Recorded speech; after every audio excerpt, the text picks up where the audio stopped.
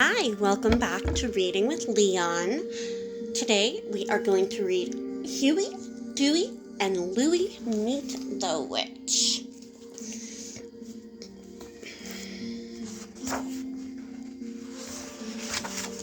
One day, Huey, Dewey, and Louie went off to find an adventure in a nearby forest. We're down to our last piece of bread, our last little carrot, and one bare soup bone, Dewey told his brothers. This doesn't seem like much of an adventure, Huey complained. It could be worse, Louie sighed. We could be lost. Do you know where we are? Huey asked him. Louie looked around the dark woods. He had no idea where they were. Uh-oh, sounds like they are lost. At least it isn't raining, Dewey said. But just then, they heard thunder. That's great, Louie moaned. We're hungry, it's getting dark, and now there's a storm on the way.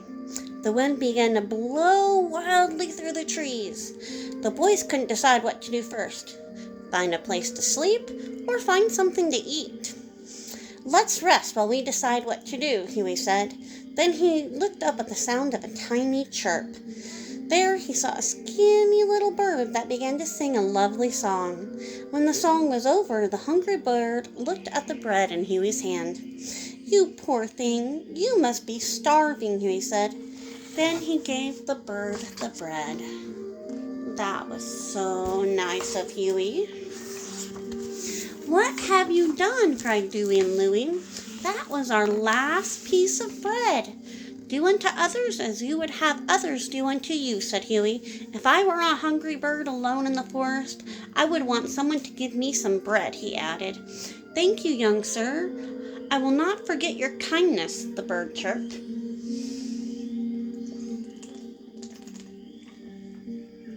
You can talk? Huey asked. Dewey and Louie were too surprised to ask anything at all. Yes, the bird answered. You see, I am under a witch's spell.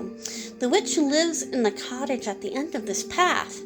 Whatever you do, don't go there, or she'll put a spell on you. And with this warning, the bird flew away.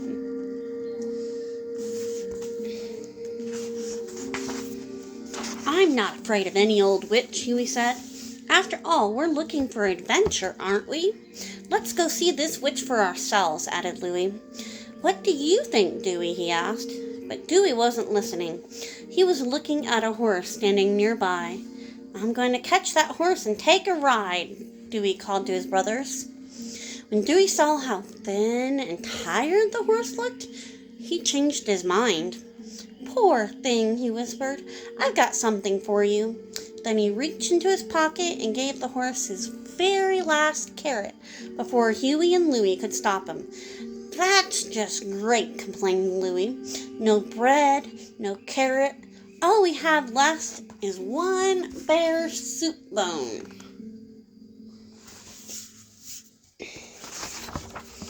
Well, I'm sorry, but if I were a hungry horse, I'd want someone to feed me. I will not forget your kindness, the horse told Dewey. Why, you must be under a witch's spell too, just like the bird we met before, Huey exclaimed. The horse nodded. Run from the witch, he warned. Then he galloped away. And then just then, a dog came running out of the forest. Well, hello there, said Louie. Without a second thought, Louie gave the dog the soup bone. Huey and Dewey smiled. I will not forget your kindness, the dog told Louie. Then it too ran off, warning, Run away from the witch while you still can. Oh, that makes me scared for them, with the 3 people warning Huey, Dewey, and Louie.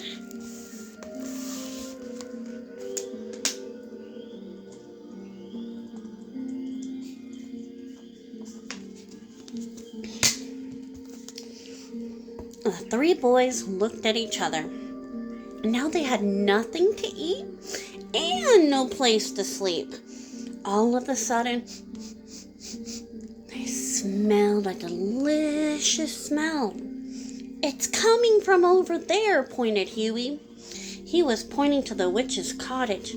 Oh no, growling of their stomachs made them forget the animals' warnings. They followed the delicious smell right up to the cottage. The cottage looked warm and cozy, and there was a wonderful smell of soup. Yum, yum, yum, yum, yum, yum, yum.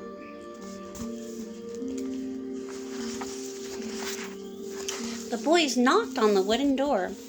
"What do you want?" a voice asked. "Food and a place to sleep," Louie replied. The old witch opened the door and looked at the boys. "All right, I'll give you soup and a bed if you each give me 1 day's work." "It's a deal," the boys agreed as they went in. At once the boys sat at the table and started to eat. The soup tasted even better than it smelled. Yum! And when their happy stomachs were full, the witch gave them each a blanket and a place by the fire. And soon the 3 adventurers were fast asleep. Do you think they'll keep their promise? The next morning, the witch told the boys what to do. "You fill this basket with apples from the top of those 3 giant apple trees," he told Huey. Then he handed them a huge apple basket. "And you dig a hole big enough to swim in," she told Louie. Then she handed him a small spoon. "And use this cup to fill the swimming hole with water from the lake," she told Dewey. "We can't do these jobs," cried the boys. The witch laughed a wicked laugh. "I forgot to tell you one thing. If you don't finish your jobs by dark, I'll turn you all into sheep. I need some wool to make some nice, warm pairs of socks." Then she went inside to take a nap.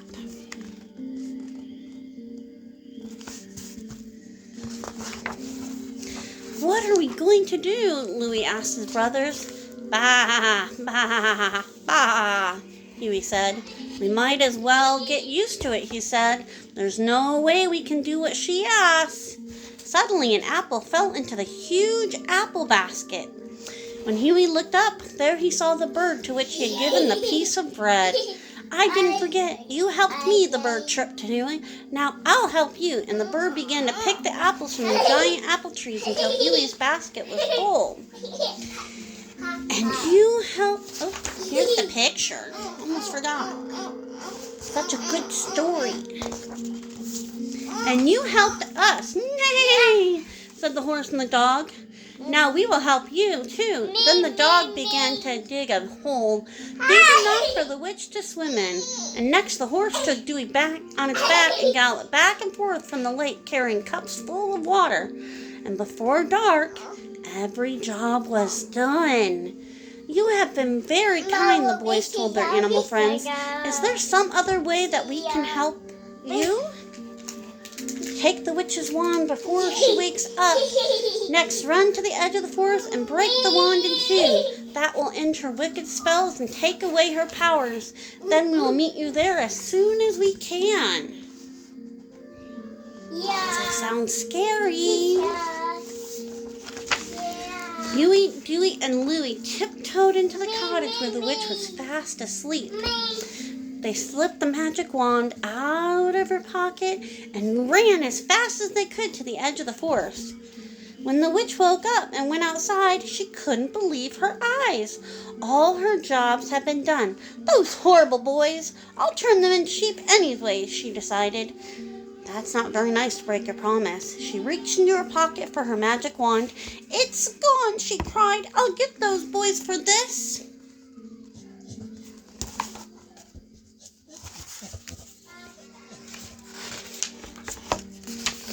The witch began to run through the woods where she came upon the little bird. "Lead me to those 3 terrible boys," the witch cried out. "I won't," the tiny bird replied.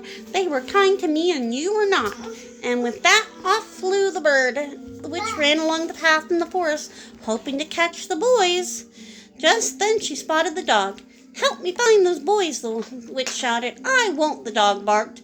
"They were kind to me and you were not." Yeah.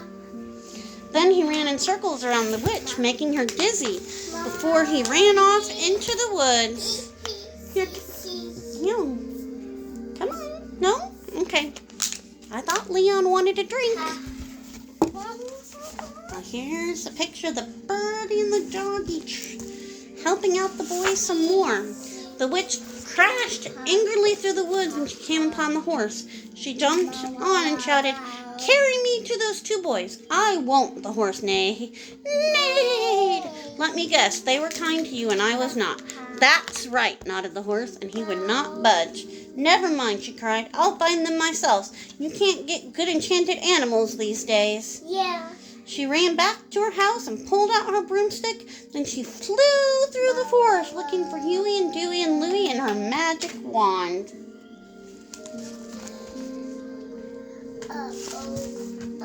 Scadios. The witch got to the edge of the forest just in time to see Louie break her wand in two. As the wand snapped, the broomstick dropped to the ground and the unhappy witch fell to the ground with it.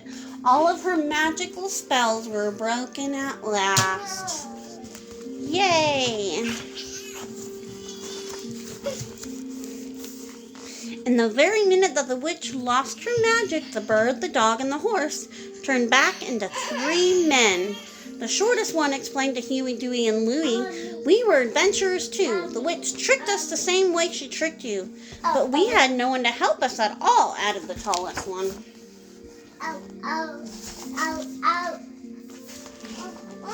After thanking Huey, Dewey, and Louie once again for their kindness, the 3 young men went off to continue their adventures.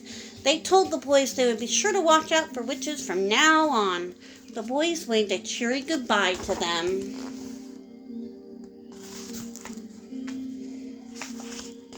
Just then the witch spoke up.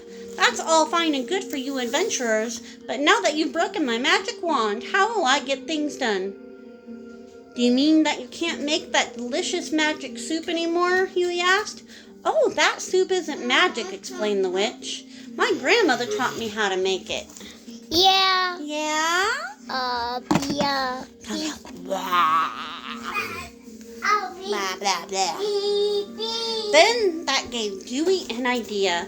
He whispered the plan to his brothers. "If I were a witch without a wand alone in the forest," Huey began, "you'd want someone to help you out," Dewey and Louie finished. So the boys hammered and sawed and painted and cleaned until the witch cottages looked all new. How nice of them. When they were done, the witch's cottage was turned into a cozy little restaurant. All through the forest, the boys put up signs that said, "Grand opening, Good Witch Restaurant. Just follow your nose and try our magical soup." Once the people tasted the delicious soup, they came from far and wide to eat at the Good Witch Restaurant. And the witch was the happiest person of all, for she had learned something very important. She could make friends, like magic, just by being as nice to others as she wanted them to be to her. And the good witch told Huey, Dewey, and Louie, "Whenever you grow tired or hungry on your adventures, you will always find free soup and a place to rest at the Good Witch Restaurant." Oh, that's nice.